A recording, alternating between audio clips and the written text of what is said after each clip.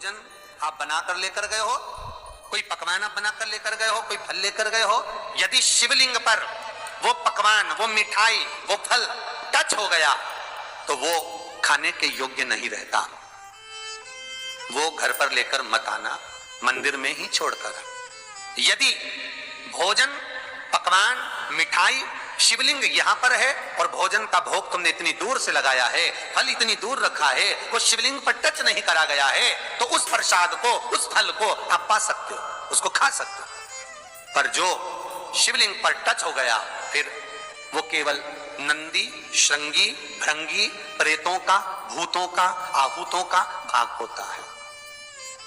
प्रेत भूत आहूतों का भाग, वो फिर खाने योग्य नहीं है। हाँ, यदि नर्मदेश्वर महादेव हैं, नर्मदा जी के जल से कोई शिवलिंग प्रकट हुआ है, नर्मदा जी के जल से, कोई कंकर से, नर्मदा के जल से अगर कोई शिवलिंग प्रकट हुआ है, उस शिवलिंग की स्थापना कहीं पर है या आपके घर में है, तो उसको कुछ भी टच हो जाए वो पा सकते हो, पर बाकी के शिवलिंग को स्पर्श किया हुआ नहीं पा सकते। केवल एक नर्मदेश्वर महादेव नर्मदा के जल से प्रकट हुए।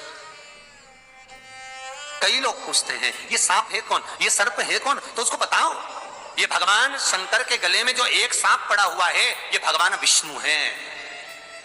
और शंकर भगवान के सिर पर जो जटा में सांप दिखता है, वो हाथ में सांप बंधे रहते हैं, वो दो हाथों में, कमर पर, सिर पर, केशों पर जो सांप 5 नजर आते हैं वो, तो बताओ ये शंकर भगवान की 5 लड़कियां हैं, जया, विषहरा, शामरी बारी, दो तली और देव। ये 5 लड़कियां भगवान शंकर के इर्द गिर्द घूमती हैं, आस पास भ्रमण करती हैं। सभी ये शिव की बेटियां भगवान शंकर के साथ भ्रमण करती हैं। 5 जया, विषहरा, शामरी बारी, दो तली और देव, ये जो 5 पुत्रियां थी शंकर भगवान की, ये वासुकी को दी गई थी महाराज, क्योंकि ये सर्प की योनि में थी, इसलिए ये वासुकी नाग को प्रदान करी गई थी। वासुकी नाग कौन सा? जिसने मंथन कराया। वासुकी नाग कौन सा? जिसके फण पर पूर्ण पृथ्वी विराजमान है। वासुकी नाग कौन सा? जो निरंतर देवताओं के हित के लिए कार्य करता रहता है।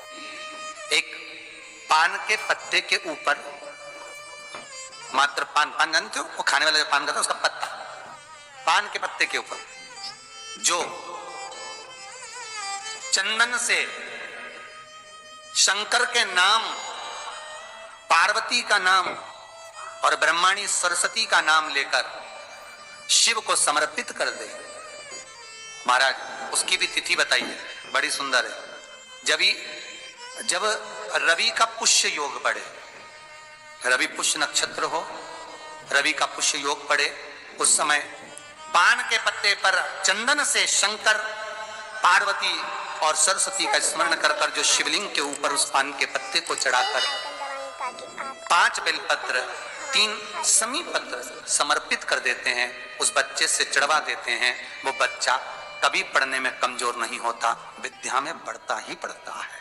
पलटकर माँ बाप को देखना ही नहीं पड़ेगा, बच्चे को कभी भी माँ को कहना ही नहीं पड़ेगा कि पढ़ने बैठ, वो खुद पढ़ेगा, रुचि से पढ़ेगा। 5 बेलपत्र, 3 समी पत्र समर्पित कर दें, भगवान शंकर का स्मरण करें और उस बच्चे को प्रणाम करवा कर वापिस लेकर आए। बच्चा विद्या में प्रबल होता है, विद्या प्रखर भगवान शिव देने वाला है।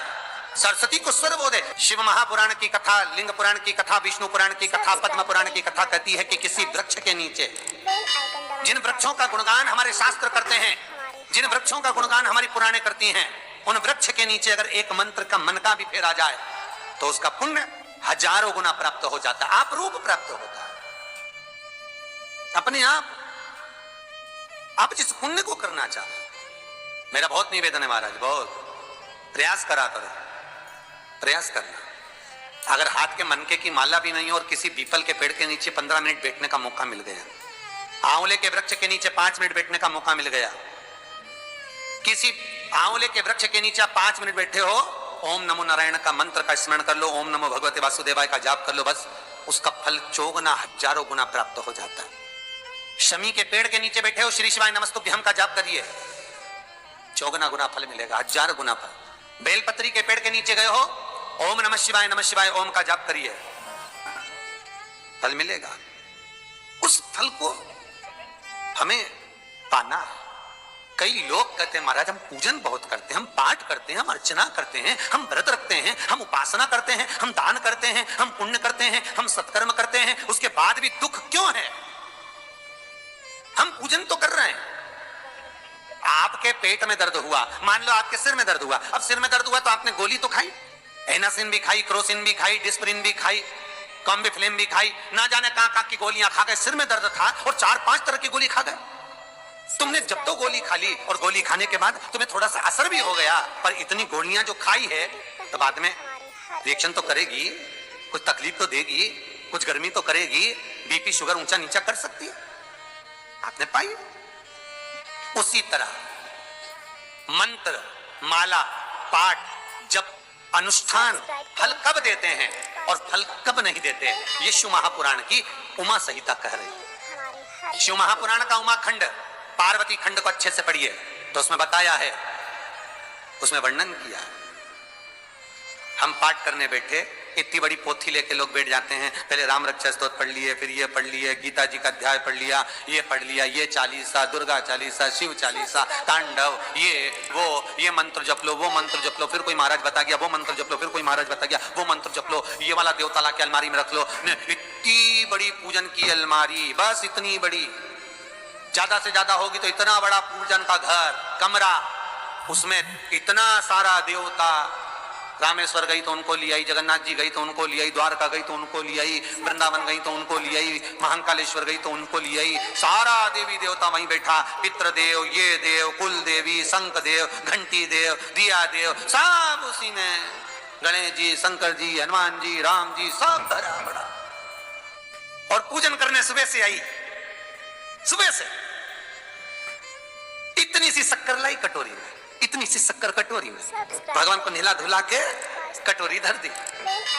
इतनी बड़ी अलमारी में सारा देवता ऐसा कसा कसाया बैठा है, सारा देवता। और तीर्थ करने फिर गई तो गणेश जी शंकर भगवान से बोले पिताजी फिर जा रही है। शंकर भगवान बोले बेटा खसक के बैठो, फिर पकड़ के लाएगी किसी को, खसक के बैठ, फिर लाएगी किसी, फिर ले आई, फिर रख दिया। पूजन करने आई, कलश रख दिया, मंदिर में ढुल गया, भगवान पूरा गीला हो गया। गणेश जी शंकर जी से बोले पिताजी पूरा गीला करके चली गई। शंकर भगवान बोले बेटा अब तो कल ही आएगी, दिया लगा के गई, अब तो गीले में बैठो, अब नहीं आने वाला, कल। बहुत ध्यान देना साहब, इस कथा को आपके ऊपर लेकर समझाया जा रहा है, क्योंकि शिव महापुराण की कथा कहती है कि आप जो मंत्र जप रहे हो, आप जो माला जप रहे हो, आप जो साधना कर रहे हो, आप जो पाठ कर रहे हो, वो आप पर असर कर रहा है कि नहीं कर रहा है, वो आपको समझना है। राम रक्षा स्तोत्र का पाठ करो तो पहले हनुमान चालीसा पढ़ो, फिर राम रक्षा स्तोत्र करो। शिव चालीसा, दुर्गा चालीसा, गणेश चालीसा, हनुमान चालीसा, गायत्री चालीसा, इन 4-5 चालीसा को एक साथ कभी नहीं पढ़ना। एक चालीसा यदि आपने पढ़ ली है शुरू में, तो पाठ पूरा होने के बाद जब उठने की तैयारी हो तब दूसरी चालीसा पढ़ दो, बाकी की चालीसा भले आप 5 में पढ़ दो, पर एक साथ 4 चालीसा का पाठ नहीं होना चाहिए। महाराज पाठ करने बैठे हो, किसी एक मंत्र की माला जप रहे हो, ओम नमः भगवते वासुदेवाय जपा, या शंकर जी का मंत्र जपा, या गुरु का मंत्र जपा, या ये मंत्र जपा, या वो मंत्र जपा, उस मंत्र को जपने में बीच में कुछ गैप होना चाहिए। एक साथ रट्टा मार पे ओम नमः भगवते, ओम नमः भगवते, श्रीमन्नारायण श्रीमन्नारायण, ओम नमः शिवाय, ओम नमः शिवाय, फिर ये जप लो वो जप लो, और पूरा पाठ सपाट सब खलास, वो श्रेष्ठ है। कुछ देरी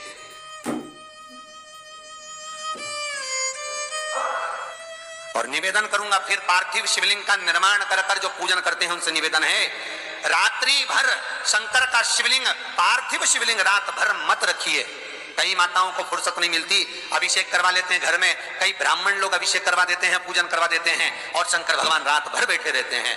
पार्थिव शिवलिंग रात भर तुम्हारे घर में नहीं होना चाहिए, विसर्जन।